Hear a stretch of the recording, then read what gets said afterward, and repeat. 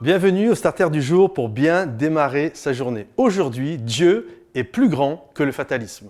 J'ai remarqué une des choses généralement que je dois faire lorsque je désire aider des chrétiens, c'est à combattre justement ce fatalisme. Un chrétien, par définition, ne peut pas être incrédule. Incrédule, ça veut dire absence de croyance, absence de foi. Or, à partir du moment où vous croyez en Dieu, vous n'êtes pas incrédule. Par contre, nous pouvons être fatalistes. Fataliste, c'est quoi? C'est croire que notre situation ne pourra jamais changer. C'est croire que Dieu peut bénir celui qui est à ma droite, celui qui est à ma gauche. Ah oui, monsieur un tel, lui, il peut lui faire du bien, lui, il peut le guérir. Ah, elle, oui, Dieu peut l'utiliser, etc. Mais pas moi.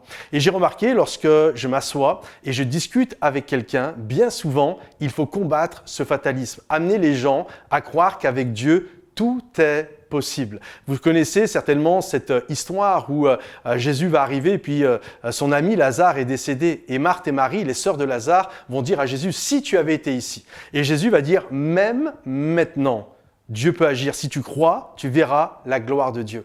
Et là, ce que le Seigneur est en train de faire, c'est renverser le fatalisme qui les habitait. Et je crois vraiment qu'il y a cet appel à réaliser qu'avec Dieu, la fatalité n'existe pas. Dieu est plus grand que notre fatalisme. Si Dieu décide quelque chose, alors crois-le.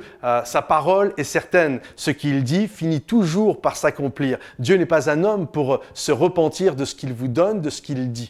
Et j'aimerais t'encourager aujourd'hui à réaliser qu'avec Dieu, le fatalisme n'existe pas. Et bien souvent, nous devons changer notre façon de penser. Nous devons comprendre qu'il y a des moments, des mauvaises croyances qui se sont mis en nous, des croyances justement de fatalisme. Or, le Seigneur veut nous amener à réaliser qu'avec lui, tout est possible. Avec le Seigneur, Dieu, tant que Dieu n'a pas dit son dernier mot, tout est possible avec le Seigneur. Il y a quelques années de ça en arrière, je m'étais fait une épicondylite et lorsque j'ai été voir le kiné, il m'a mis des ondes de choc. C'était assez douloureux et il m'expliquait le but, c'était de casser toutes les fibres qui s'étaient mises de travers. Et en cassant les fibres, les anciennes fibres, eh bien d'un seul coup, les nouvelles fibres pouvaient repousser et dans le bon sens. Et des moments, c'est comme ça que nous devons agir également avec nos pensées. À dire, Seigneur, fais une onde de choc dans ma tête pour que tout ce qui est des mauvaises fibres, des mauvaises croyances puissent disparaître et que ta croyance en toi,